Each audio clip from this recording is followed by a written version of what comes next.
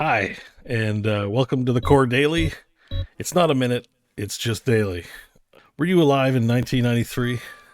Did you happen to be playing video games? Did you play your video games on a PC? Did you own a CD-ROM? Did you play role-playing games? If you answered yes to all those questions and somehow didn't play Betrayal at Krondor, what the hell is going on? You missed out. This game is a very special game to me, and June 22nd marked the 30th anniversary. We're a few days behind. I think it's like June 28th now. Marked the anniversary of this game, Betrayal at Krondor. 30 years. And this game is special to me. One, because I loved playing it and played it a lot and was stuck on its puzzles a lot because there was no internet at that time to look up the damn answers and solutions to where to find things. And I didn't have a hint book. I don't even know if they made a hint book for that one, but it was a Sierra game, so it's possible. But yeah, Betrayal at Krondor, an innovative game, a very important game to computer role-playing history. Not the first to do it, obviously. Not the most robust, per se, but innovative in a lot of ways. Notably, Dynamics, I think, was working on flight sims and things of that nature, and had a 3D engine. And they had some people on their team who were looking to leverage that technology in order to make a game. And and you have one of the first open world 3D video games ever made, plus one of the first narratively focused, like BioWare style games. Like if you think of Mass Effect and Dragon Age, you have a party of up to 3, and you're going through as characters, playing the characters. You don't make your own character in this, but you role play as the characters in a story. It kind of has cutscenes, not really, but what it did have was the actual fantasy fodder of the time story. Like, it was actually kind of a mini novella, part text adventure, but the text was written in a style as what you would find in any of a plethora of paperbacks. And at that time I was playing D&D and I was reading Dragonlance, and if Dragonlance and Tolkien were big fantasy houses that I was into at that age, Raymond D. Feist's Midkemia novels, the Rift War saga, became a part of it. And you may have heard of this. The entry point is the original trilogy. The first book's often published as two, Magician Apprentice and Magician Master. And then you've got, I believe it's Silverthorn and A Darkness at Sethenon, would be the trilogy, I'm pretty sure, on those titles.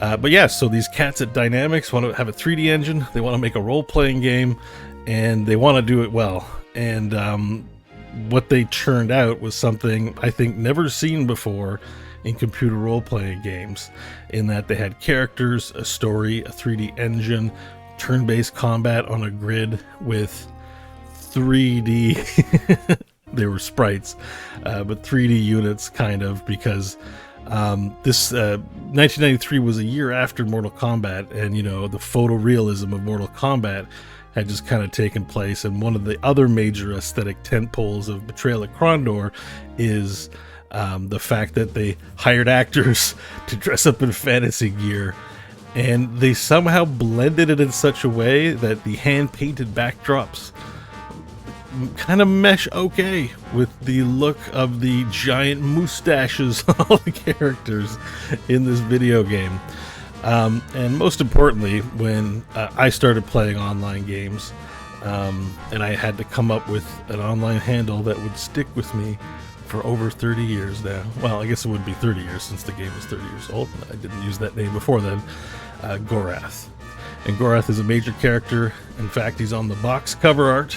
He's a major character in this game, and he is an elf, Moredel, from the north, who is at war with the human kingdoms, and well, he betrays them to come down and warn about an impending doom. I forget most of the story, if not all of it, but I think it had something to do with the coming of an evil wizard named Myrmindamus, or something like that. But anyways, yeah, this game released June 22nd, 1993, predates Elder Scrolls 1 and Final Fantasy 3. It was the absolute most graphical fidelity you could ask out of a game. It had a crazy ass story, and it just did so many things innovatively in a relatively bug-free package. I mean, I played it out of the box. I never experienced a bug playing it that I can recall, which is pretty incredible. And this is, you know, we hear a lot about older games and how they're important. You never hear about Betrayal at Krondor, and I think a lot that has to do a lot with the dissolution of Sierra Online, and, you know, Dynamics, I don't believe, is a company that working, at least in video games as far as I know. So, you know, there's not really any marketing or franchises tied to it. There was, I think, a sequel, Betrayal at Antares, but I never played it. That kind of missed, I think. But Betrayal at Krondor is a hugely important game, and probably one of the top candidates of games for like a remaster. And when I say remaster, I don't give me the 3D Dark Souls rendition or Square Enix version. FMVs, baby. Let's get some actors in there, and let's up it like camp style, but still make it a fucking good game. And, you know, it would be chef's kiss. I can just picture it. I don't know if it would do well in sales or be the kind of game people be into, but I would love to see it. However, the old one is still kind of playable. I mean, the MIDI music doesn't, I think, hold up, even though some of the tracks are good. You'd love to see a real orchestra play it, or at least a real composer have a crack at it, updating the digital instruments. And, you know, there's certainly a lot that can be done with the UI, but in the 3D world especially, I'm sure we could toss in a much better looking 3D world these days. But most of all, what lasts would be just the great story. There's a new chapter to read. Every interaction is written like a book, but it's not too much, the way like Divinity Original Sin 2 has a lot of text, but it's terse. So too, this game might be a little longer than terse, but for the age, I would consider it quite brief for a text-based kind of game. Certainly it's got nothing on Disco Elysium, right? But yeah, no, it was a departure point, that game. It was so different. The role-playing games we were playing, I was playing at that time, and if you were playing them, you would be playing them too. It's like Ultima, and I played a ton of Ultima 4 in particular, and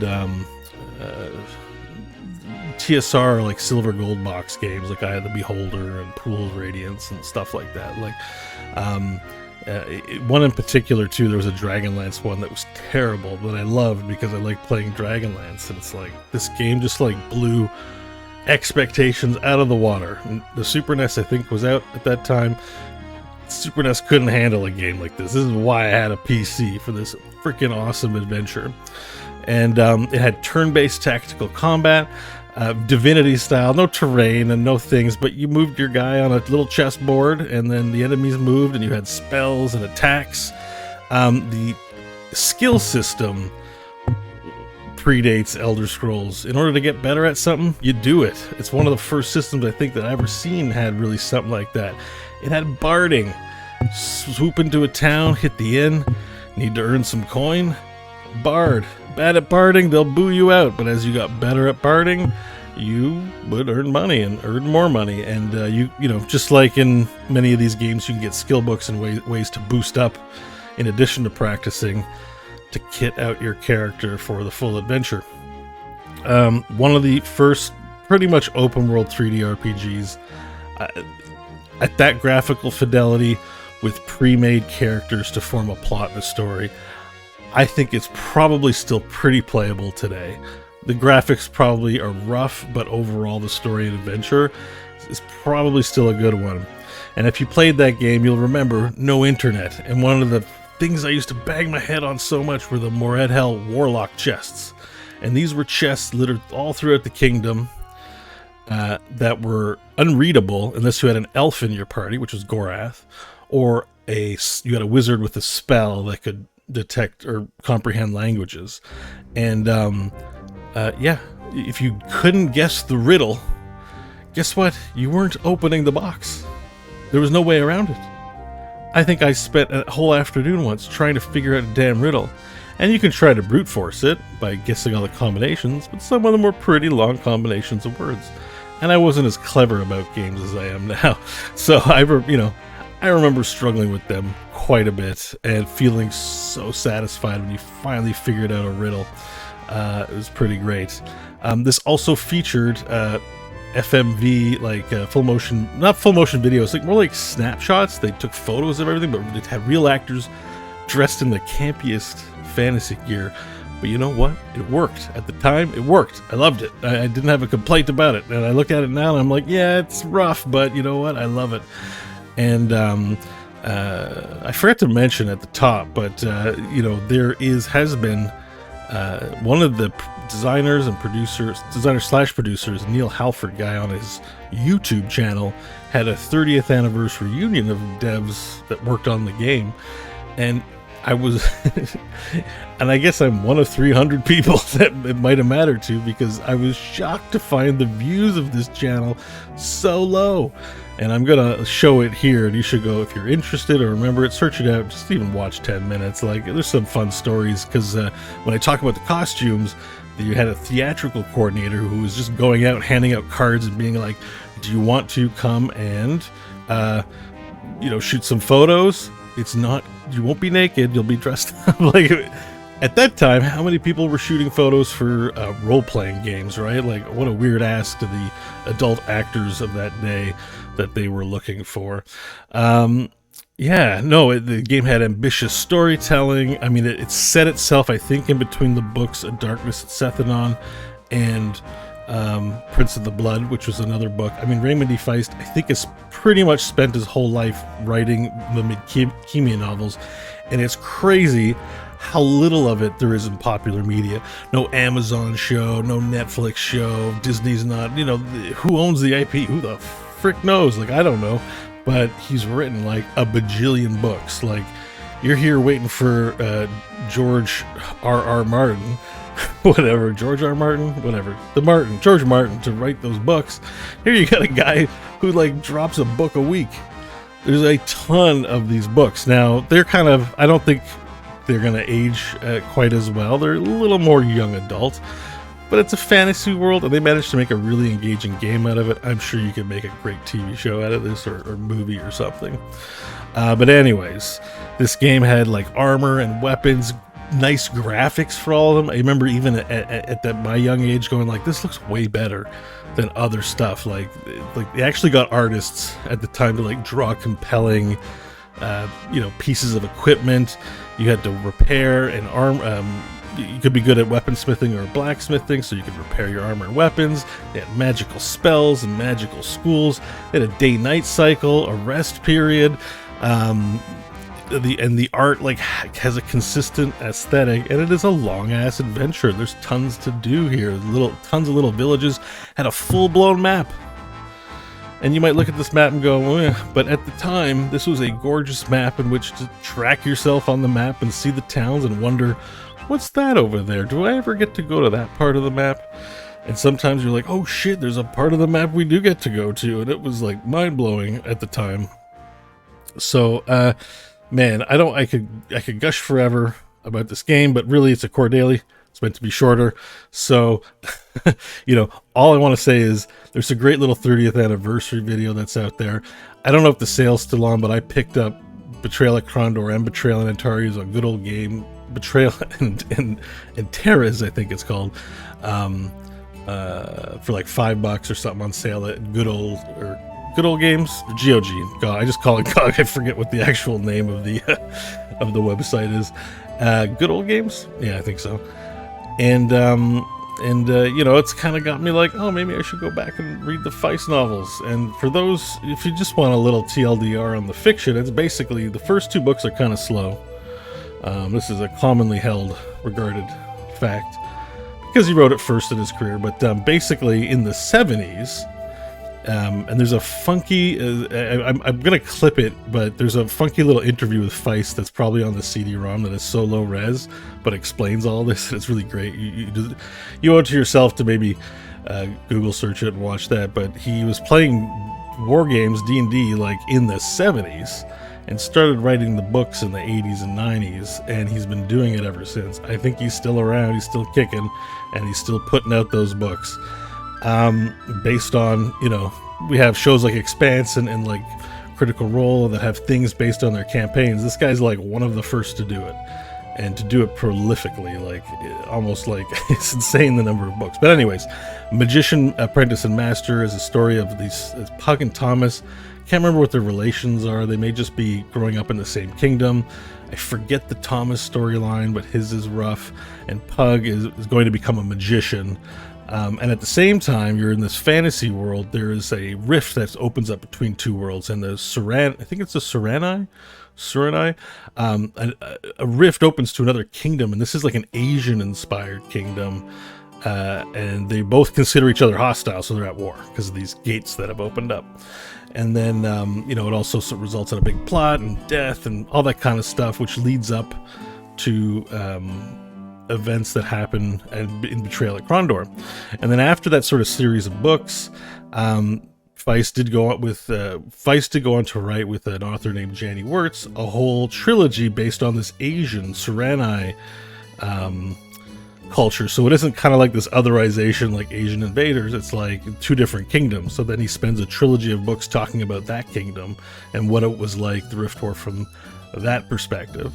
And then we come back and continue the adventures in the King's Buccaneer, and like the list goes on and on. There's a tons of books, including eventually he novelized Betrayal at Krondor, and the book is called Krondor: The Betrayal, book 1 in a trilogy, following the story of Gorath, Owen, Locklear, and James, as well as others involved in the story, through that trilogy. And I think there's like 15 more trilogies after that. I mean, I'm not sure if they're all set in Midkemia or not, but generally speaking, there is a ton of books, and what I do remember in the books is they're a brief read. You're not, this isn't picking up Game of Thrones and going, oof. I think you can crack out a novel in a weekend kind of thing. They're pretty light reading, and I remember enjoying them a lot as a young adult. And anyways, 30 years, man. I think I might try to give this game a playthrough. I didn't buy it for some reason, but seeing a lot of the old screenshots, hearing a lot of the old music has got me nostalgic and just got me feeling like this game's gotten short shift in the halls of gaming. It is a Hall of Famer. I think it's an inductee in the Gaming Hall of Fame, and it does make some top lists, although in recent years maybe it's gotten forgotten and knocked off with so many other fancy flashy games. But one thing that games have not tried since this game, except for a few CRPGs like Disco Elysium, is the inclusion of pretty good amount of reading. And I would say that would be successful today with some voice acting too, in particular. I would love to see a remake or just another game in that style and in the world of Midkemia. But for now, we have the one game. We're going to ignore Betrayal and Antares because I'm just too scared to try it. I don't know, man. I really just don't know. Betrayal at Krondor is the complete package and was the game of the year in 1993 and still remains a game of my lifetime as well. Anyways, I'll include some links in the description, and also there's this thing to watch. And then a gnome bursts open the door and says, "Captain, we're under attack!" Captain, we're under attack! We're under attack!